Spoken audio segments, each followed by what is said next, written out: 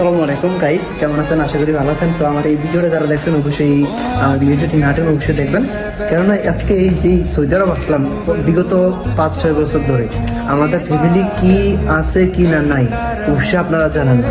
আমরা যারা প্রবাসে আছি আমি আপনাদেরকে আজকে বাইরের কান্ট্রিতে থাকেন বিভিন্ন রাষ্ট্রতে, সৌদি আরব কি মালয়েশিয়া, মিডল ইস্টে আপনার দুইটা রাষ্ট্রতে বেশিরভাগ মানুষ থাকেন, যেটা সৌদি আরব কি মালয়েশিয়া আর দুবাই কাতার। এই 3-4টা রাষ্ট্রের ভিতরে আমাদের প্রবাসী ভাই বোনেরা যেভাবে কষ্ট করে পরিশ্রম করে দেশে টাকা পাঠাচ্ছে, তারা তো রিমিটেন্স যোদ্ধা।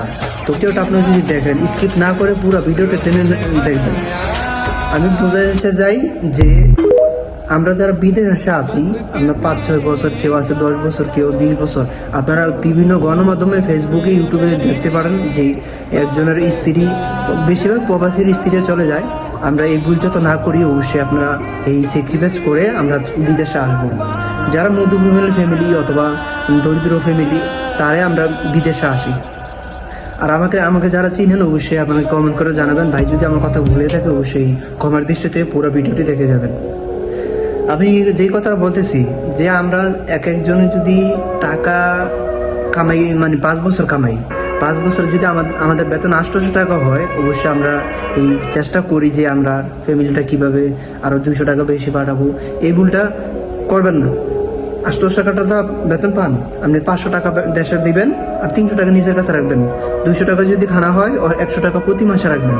তাহলে প্রতি মাসে যদি 100 টাকা রাখেন, তাহলে 12 মাসে 1200 টাকা।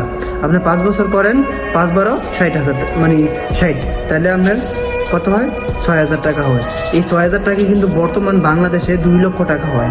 আপনি যদি কোনো রকমতে অথবা কোনো সমস্যায় পয়রা দেশে চলে যেতে পারেন অথবা চলে যান, তাহলে আপনার এই 2 লক্ষ টাকা যদি আপনার হাতে থাকে, তাহলে আপনার কোনো সমস্যা নাই আমি মনে করি। না, আপনারা যদি এরকম টাকা রাখেন আপনাদের অ্যাকাউন্টে অথবা আপনাদের পার্সোনাল হিসাবে, এই টাকাটা নাই মনে করে আপনারা যদি টাকাটা রাখতে পারেন, অবশ্যই আপনার জন্য বেটার হবে। কেননা আমাদের মতো প্রবাসীরা অনেক বছর, আমার চোখের সামনে যে 5 বছর 10 বছর বিদেশ করে দেশে যাইয়া হায় হওয়ারে করতেছে।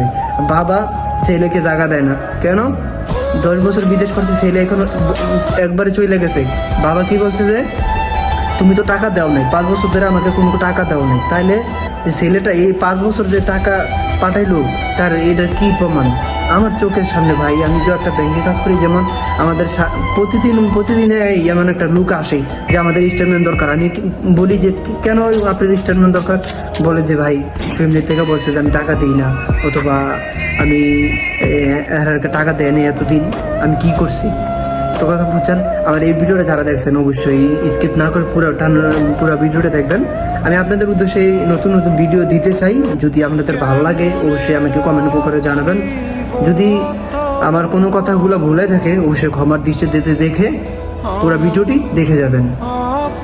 তো রমজান মাসে একে অপরকে দোয়া করবেন, একে অপরকে ভালোবাসবেন, কারো প্রতি হিংসা রাখবেন না।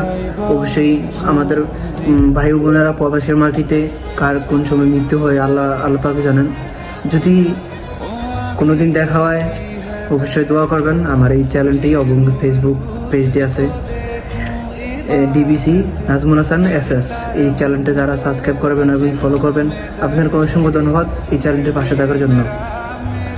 তো আমি পরবর্তী নতুন ভিডিও নিয়ে আসবো। আপনাদের যদি ভালো লাগে এই ভিডিওটা, আমি আশা করি আপনাদের একটু ভালো লাগবে, কমেন্ট বক্সে জানাবেন। ততক্ষণ ভালো থাকবেন, সুস্থ থাকবেন। শুভেচ্ছা, আগামী ঈদ মুবারক।